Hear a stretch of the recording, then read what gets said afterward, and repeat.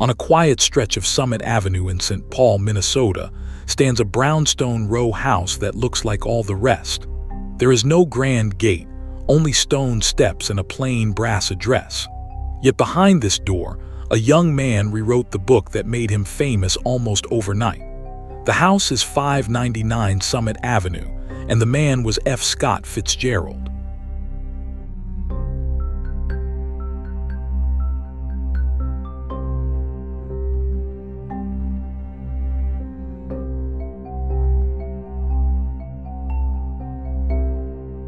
Summit Avenue runs along a bluff on the west side of downtown St. Paul.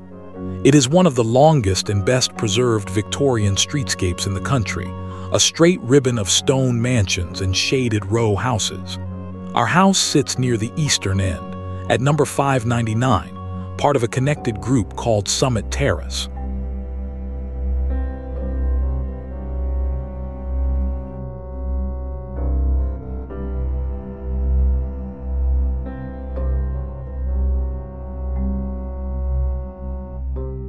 Up close, the row is one continuous wall of warm brown stone. Bay windows curve outward, and steep gabled roofs rise in a rhythm down the block.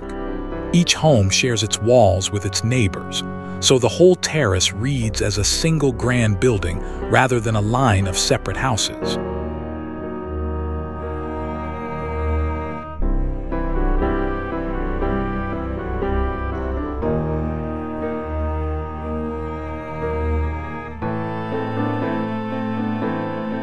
Fitzgerald was born in St. Paul on September 24, 1896, a short walk from here. He came from a middle-class Catholic family with proud roots but uncertain money.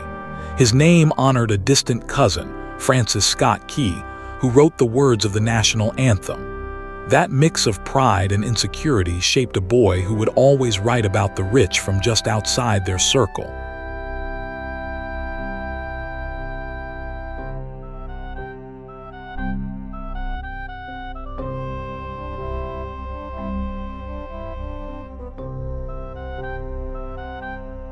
Summit Avenue was the grandest address in Minnesota, a parade of turrets, columns, and carved stone.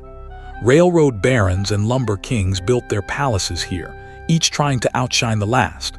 Fitzgerald loved the street and mocked it in the same breath, once calling it a museum of American architectural failures. That double vision, adoring a thing and seeing through it, is what gave his writing its sting.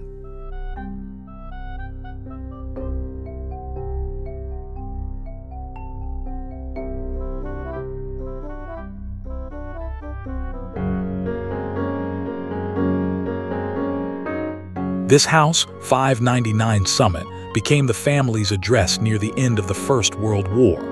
Its narrow front rises 3 stories to a peaked roof, with a short run of stone steps to a modest door.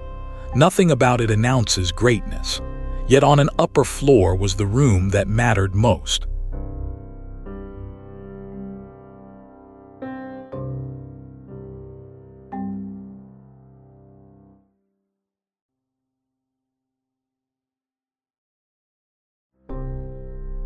Fitzgerald had left Princeton without a degree and come home broke and defeated. His first novel had been rejected, and the woman he loved had refused him. In the summer of 1919, he climbed to a top-floor room and shut the door. Through July and August, he tore apart his failed draft and rebuilt it into something new.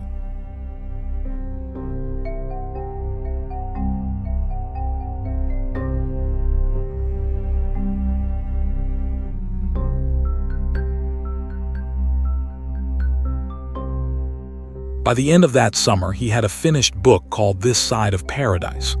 The New York publisher Scribner's accepted it, and it appeared on March 26, 1920.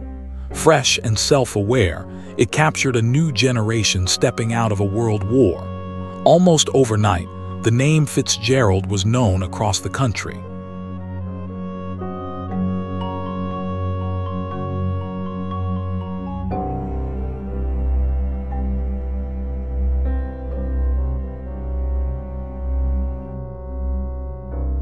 The nation eventually recognized what happened at 599 Summit.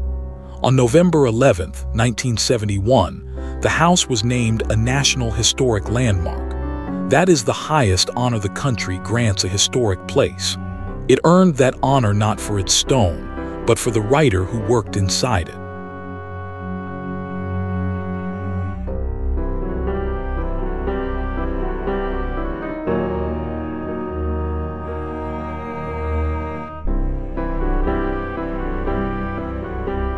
We came to a single-row house and found the birthplace of a literary legend. Here, a defeated young writer gambled everything and won, and American fiction was never quite the same. The mansions, the manuscript, and the dream all began on this stretch of Summit Avenue. Thank you for watching. Follow for more of the trails of the world.